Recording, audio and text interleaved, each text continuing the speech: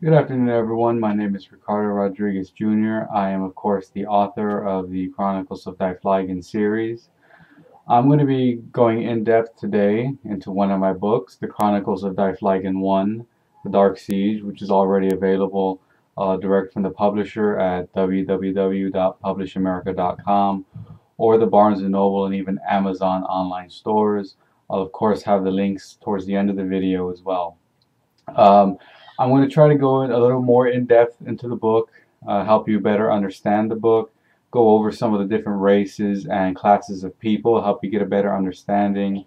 Also, kind of give you an ability to understand the different pronunciations and names for the book. There's a lot to cover, and I'm obviously going to try to spoil as little as I can for those of you who have not yet had a chance to read the book. And without further ado, I'll go ahead and get this going on.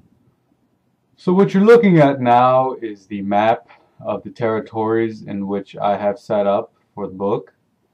To your left-hand side, you can see the continent of Amburga, which straps around onto the right side of the map where you can see where it stretches out. In the center of the planet, you have the main continents of Kemo and Sargia.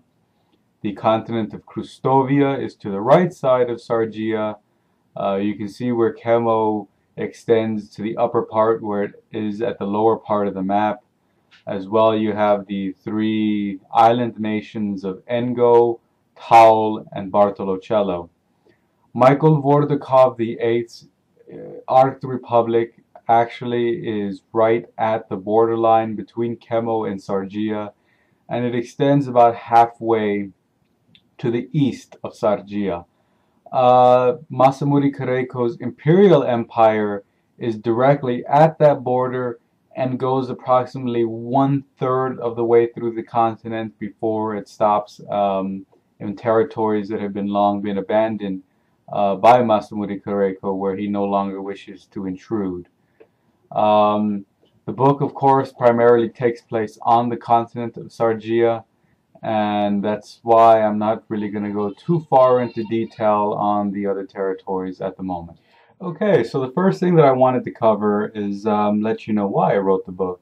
And essentially, it began pretty much out of boredom. I was in the sixth grade, I would say. I had finished my assignment early, and of course, my literature teacher looked over at me and she told me, just find something to keep yourself preoccupied. I had no homework left because I was always a good student. And, I just started jotting down a bunch of stuff. And it just kind of accumulated over the years, and I never threw it out. Everything that I wrote down, I kept and I kept. And, the book took about roughly 6 to 6.5 years to write. And by this time, I was in high school when I finally decided to put it together. It was about my sophomore year when I decided to go ahead and take everything and seriously put it together and make it into a book. Around this time, I actually had about 590 pages of handwritten material. And so obviously, some of my freshman year in high school, I decided to kind of siphon in and see what I could and did not want to use. 590 pages of handwritten material definitely was a lot to go through. And by the time I got to my sophomore year, I was finally to the point that I had decided what I wanted to keep.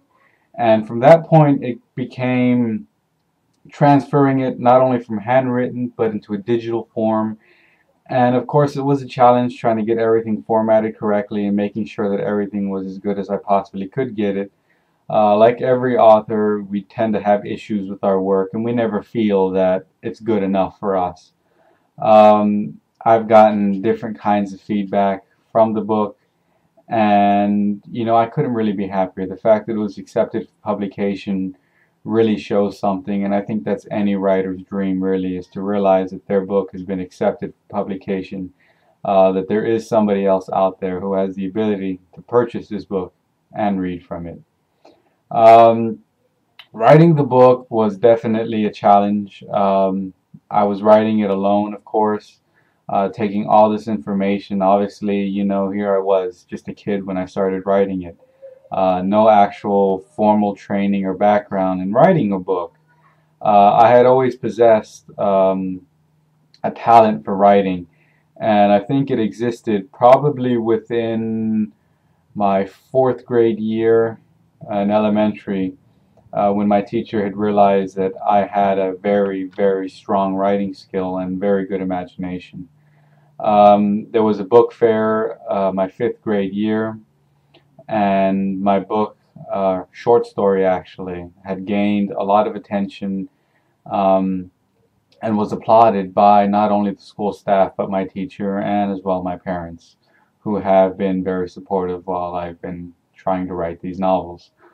Um, Coming into the writing industry now, I've had the opportunity to mature a little bit as a writer, and I've been able to enhance my skill even more. And it's like they say, practice makes perfect. And I've already finished the second book, and I'm already writing the third one.